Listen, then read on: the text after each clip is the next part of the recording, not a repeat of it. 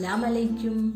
എല്ലാവർക്കും ഒരിക്കൽ കൂടി മൊമ്മൂസ് ടേസ്റ്റി കിച്ചണിലേക്ക് സ്വാഗതം. ഞാൻ ഇന്നിവിടെ തയ്യാറാക്കാൻ പോകുന്നത് റെഡ് ചില്ലി സോസാണ്. അതെങ്ങനെ വീട്ടിൽ തന്നെ തയ്യാറാക്കാമെന്ന് നോക്കാം.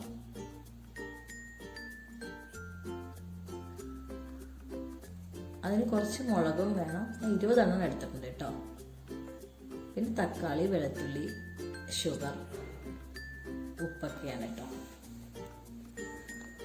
തിളച്ചൊരു കപ്പ് വെള്ളം ഈ മുളകിലേക്ക് ഒഴിച്ചു കൊടുത്തിട്ടുണ്ട്. നന്നായി ഒന്ന് സോക്ക് ചെയ്യാൻ വേണ്ടിയിട്ടാണ്. ഒരു മിനിറ്റൊക്കെ സോക്ക് ചെയ്താൽ മതി കേട്ടോ.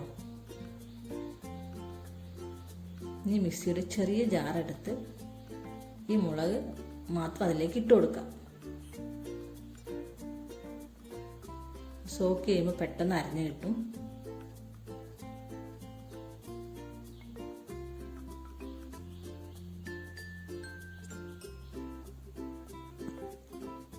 ചൂടാറിയിട്ടില്ല. ചൂടാറിയ ശേഷം മാത്രം അരച്ചാൽ മതി കേട്ടോ. ഇനി ഇതിലേക്ക് നമുക്ക് ഒരു 7 വെളുത്തുള്ളി, എൻ്റെ മീഡിയം സൈസ് വെളുത്തുള്ളിയാണ്, ഒരു വലിയ തക്കാളി, ആവശ്യത്തിന് മാറ്റി വെച്ച് കുറച്ച് വെള്ളം കൂടി ഒഴിച്ചു കൊടുക്കാം. നന്നായി ഒന്ന് പേസ്റ്റ് രൂപത്തിൽ അരച്ചെടുക്കാം. ഇനി ഒരു സ്ട്രെയിനറിലേക്ക് ഈ അരച്ചത് ഇട്ട് കൊടുക്കാം. നല്ല തിക്കായിട്ടിരിക്കുന്നുണ്ട്. അപ്പം നമുക്ക് കുറച്ച് വെള്ളം ചേർക്കാം.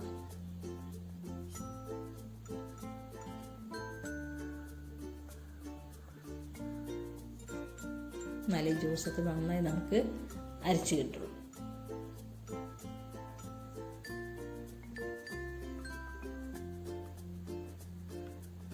നന്നായി ഇളക്കി കൊടുക്കണം കേട്ടോ.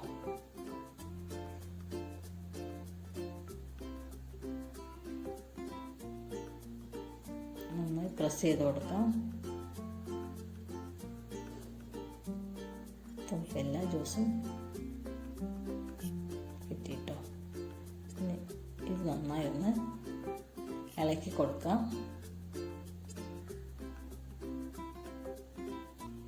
സ്റ്റവിലൊരു സോസ് പാൻ ചൂടാക്കാം.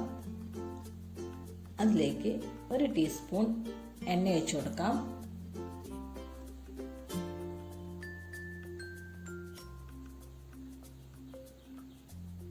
മുളകിൻ്റെ ഒരു പച്ചമുളകൊക്കെ മാറിക്കിട്ടാൻ വേണ്ടിയിട്ടാണ് കേട്ടോ.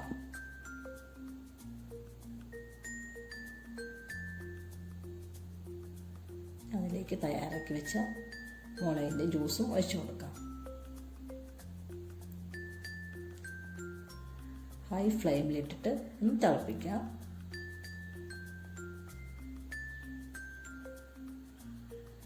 ഇപ്പം തിളച്ചു തുടങ്ങി. ഇനി മീഡിയം ഫ്ലെയിമിലേക്ക് മാറ്റാം. നന്നായി ഒന്ന് ഇളക്കി കൊടുക്കണം കേട്ടോ.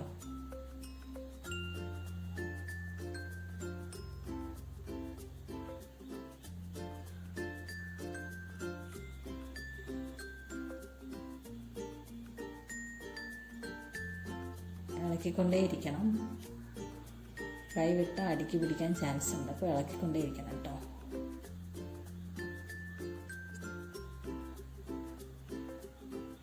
ഇപ്പോൾ സോസിൻ്റെ പകുതി പരുവമായിട്ടോ. ഇതിലേക്ക് നമുക്ക് 1 ടീസ്പൂൺ ഉപ്പ് ചേർത്ത് കൊടുക്കാം.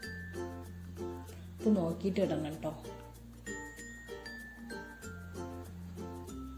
2 ടീസ്പൂൺ ഷുഗറും ചേർത്ത് കൊടുക്കാം. നന്നായി ഒന്ന് മിക്സ് ചെയ്യാം.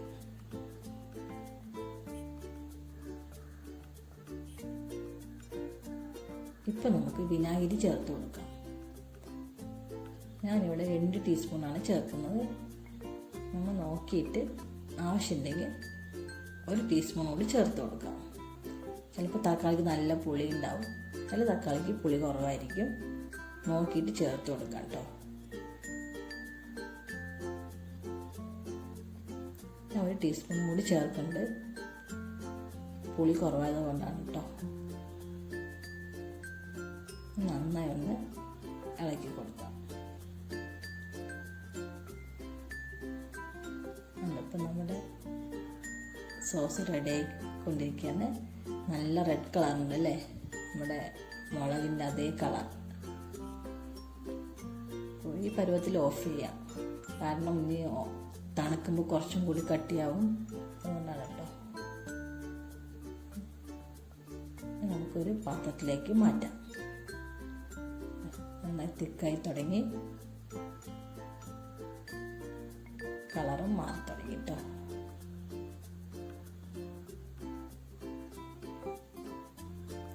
ഇത്ര ക്വാണ്ടിറ്റി കിട്ടിയുള്ളൂ. ഇത് എപ്പോഴും ആവശ്യമുള്ള സാധനമല്ലല്ലോ, ഫ്രിഡ്ജിൽ സൂക്ഷിക്കണം. നമ്മൾ പ്രിസർവേറ്റീവ് ഒന്നും ചേർക്കുന്നില്ല.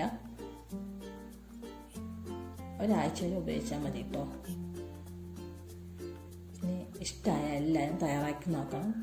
ലൈക്ക് ചെയ്യണം, ഷെയർ ചെയ്യണം, സബ്സ്ക്രൈബ് ചെയ്യണം കേട്ടോ. ഇൻഷാ അല്ലാഹ്. അസ്സലാമു അലൈക്കും.